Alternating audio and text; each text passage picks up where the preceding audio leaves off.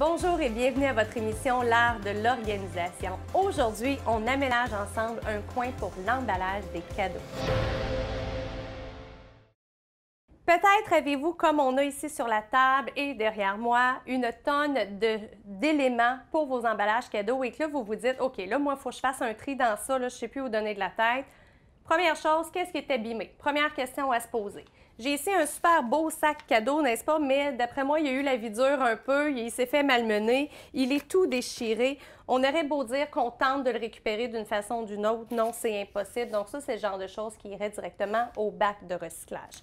Est-ce que j'ai autre chose qui est abîmé? Oui, mais parfois, il y a lieu de récupérer. Si vous prenez, par exemple, ce cadeau-là, ce sac cadeau-là ici, pardon, il y a peut-être ici des choses qui ont été collées dessus, mais quand on vient rajouter soi-même une décoration ou une boucle à cet endroit-là, il y a lieu d'aller le cacher complètement. Donc, lui, c'est le genre de sac que, oui, je conserverai. Maintenant, est-ce que j'ai d'autres choses qui sont abîmées? Ça peut être les papiers aussi qui ont été trop malmenés. Donc, on vérifie tout ça.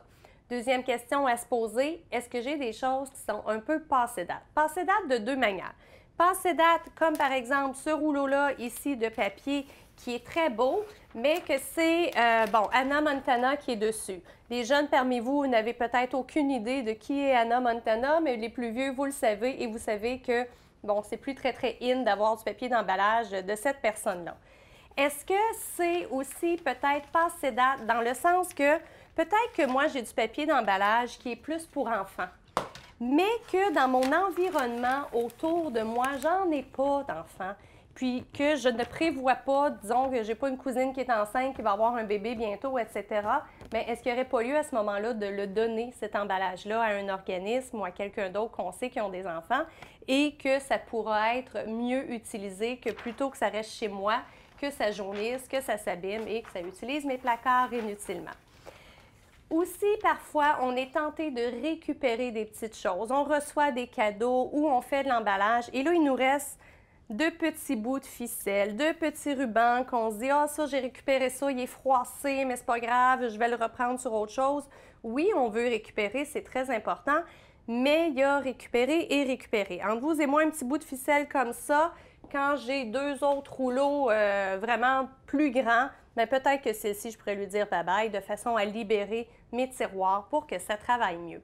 Donc, notre tri, c'est comme ça qu'il se fait. Est-ce que j'ai des choses qui sont abîmées? Est-ce que j'ai des choses qui sont passées date dans les deux sens? Puis, est-ce que j'ai des petits bouts de ficelle ou des petits bouts de ruban qui ne servent à rien?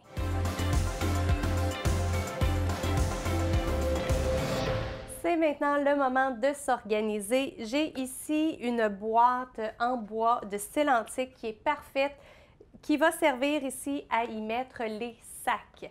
Les sacs que l'on a de formats vraiment similaires. Si toutefois vous avez des formats qui sont différents de ces sacs-là ou plusieurs formats différents, à ce moment-là, il faudra trouver une boîte qui sera plus grande de façon à bien les contenir.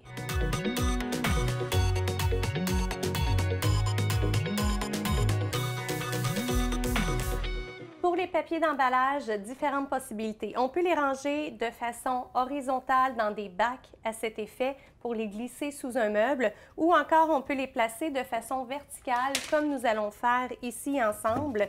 La façon verticale a comme avantage qu'il n'y en a jamais un qui est caché en dessous des autres.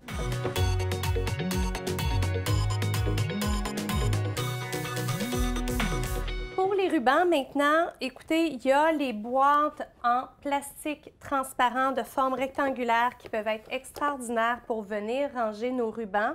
Les rubans que l'on aura de différentes couleurs, de différentes formes qui pourront venir se placer ici.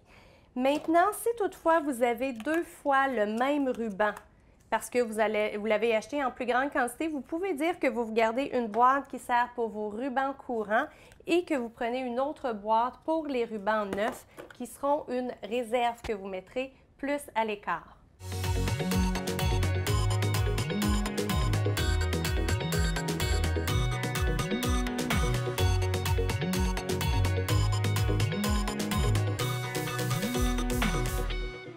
Il reste maintenant deux choses. Donc d'abord, les petits éléments qui nous servent pour travailler dans un contenant ouvert. Ça, c'est l'idéal, nos outils de travail. Et aussi tous les petits articles que l'on peut avoir. Ici, j'ai un panier tressé qui peut être accroché au mur, qui peut se porter sur une table. Donc ça, c'est l'idéal. On vient regrouper, hein, toujours encore là.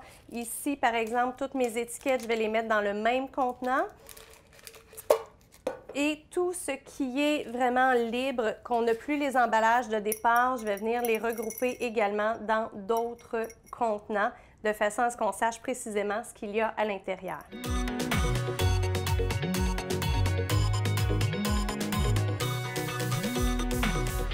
En dernier lieu, les papiers de soie que l'on peut déposer de façon ouverte, c'est le mieux parce qu'il n'y a pas de pli à ce moment-là, dans de grands bacs à cet effet ou de grands tiroirs, ce que l'on a ici, on va pouvoir les ranger. Ou encore, on peut utiliser une tringle et on vient le suspendre sur la tringle pour éviter qu'il y ait des plis dessus. Comme toujours en organisation, je vous disais le principe d'utilité-proximité. On a notre grande surface qui est dégagée, mais en même temps, j'ai tout ici qui est très près de moi. C'est super ergonome, je peux très bien travailler et je peux organiser mes cadeaux de façon intelligente et efficace.